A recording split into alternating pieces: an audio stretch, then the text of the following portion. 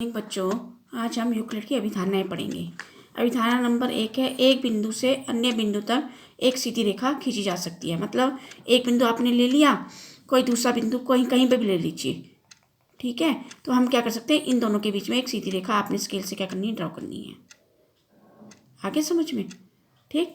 एक बिंदु से अन्य बिंदु तक एक सीधी रेखा खींची जाती है, आपने स्केल से ड्रॉ करना है। इसको स्केल से इस तरह से आपने ये स्केल ली, ऐसे करके आप क्या करते हैं, सीधी कैसे भी क्या कहते हैं, ये रेखा खींची जा सकती है, ठीक है।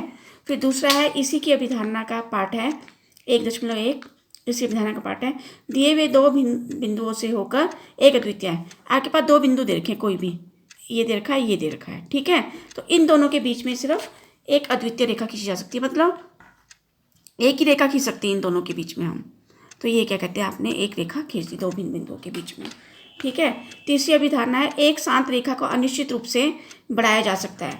एक शांत रेखा ले ली आपने, ये ले ली आपने, एक शांत रेखा ले ली, ये दो बिंदु ले ली, ठीक है। ये शांत रेखा है, तो इनको दोनों ओर से क्या करते हैं, हम अनिश्चित रूप से क्या कर सकते हैं, बढ़ा सकते हैं। तो इधर से और इधर से आपने क्या करना है, इसको डॉटेड लाइन से दिखाना है, ठीक है। तो आपके पास क्या कहते हैं, एक शांत रेखा है आपके पास, कौन सी, ये दो बिंदुओं के बीच में जो आपके पास ए बी रेखा है, ठीक है। इसको क्या कर सकते हैं, हम दोनों ओर से अनिश्चित रूप से बढ़ा सकते हैं।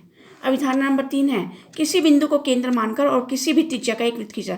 आपने एक बिंदु ले लिया, इसको केंद्र मानकर आप प्रकार से क्या कर देंगे, किसी भी त्रिज्या का एक वृत्त खींच लेंगे, ठीक है। प्रकार से खींचना आपने, यहाँ पे प्रकार की नोक रखी, कितने भी आप प्रकार खोल लेंगे, किसी भी त्रिज्या का आप क्या करेंगे, एक वृत्त खींचा जा सकता है। तो वृत्त खींचना आपको। अभिधारणा नंबर 4 है, आपके पास सभी समकोण एक दूसरे के बराबर होते हैं।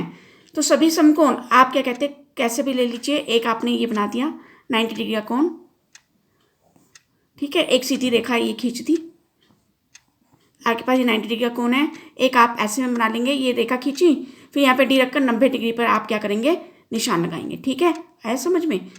यहाँ पे ये रेखा खींच दी ना आपने, ऐसे करके ये रेखा खींच दी। यहाँ पर क्या कहते हैं, बीच वाली जो 90 डिग्री वाली लाइन है वहाँ पे लाएंगे, और यहाँ से क्या कहते हैं 90 डिग्री पर आप निशान लगा के आप इसको खींच देंगे। तो ये आपके पास क्या है, सभी समकोण क्या होते हैं, एक दूसरे के बराबर होते हैं। दो दिखा दिया आपने, ठीक है।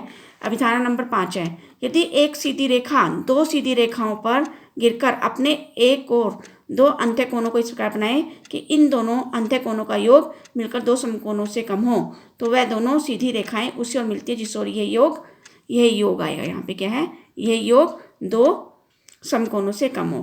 क्या मतलब हुआ, आपके पास ये दो रेखाएं हैं, आपके पास एक ये होगी, ठीक है, एक ये होगी, आपके दो रेखाएं हैं। इसके ऊपर एक सीधी रेखा इस प्रकार से गिरी, ये सीधी रेखा होगी आपके पास, ये इस प्रकार से गिर रही है कि इस रेखा, इन दोनों रेखाओं द्वारा इस रेखा के साथ बनाए गए अंतःकोण, ये वाले कोण, ठीक है। आगे समझ में, दो समकोणों से कम हो, ठीक है। इन दोनों का योग क्या है, दो समकोणों से कम है, इन दोनों कोणों का योग।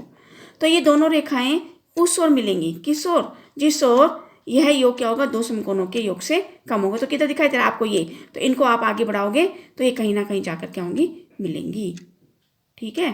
तो ये आपकी अभिधारणा नंबर 5 है। ये कई बार इंपॉर्टेंट भी है, ये आती भी है, हो सकता है कल के टेस्ट में भी ये आए, तो इसको देख लेना आप। Thank you.